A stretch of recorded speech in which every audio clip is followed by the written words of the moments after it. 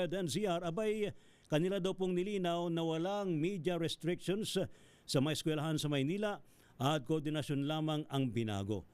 Ano bang binago sa koordinasyon? Ating alamin sa report ni RH9, Miss Tina Nolasco. Miss Tina.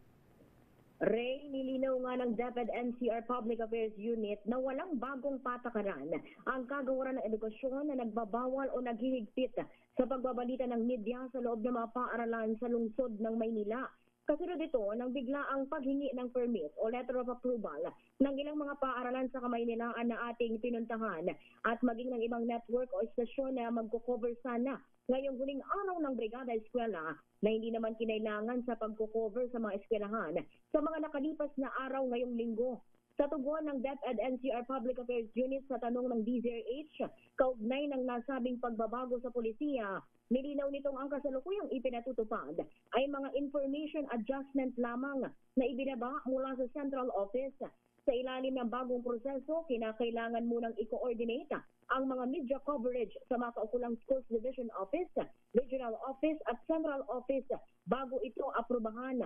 Layunin nila ng hakbang na ito na matiyak na mas magiging maayos ang koordinasyon at scheduling ng activities, matiyak ang safety at privacy ng mga mag-aaral at personnel at maiwasan ang anumang disruption sa regular na klase o school operations.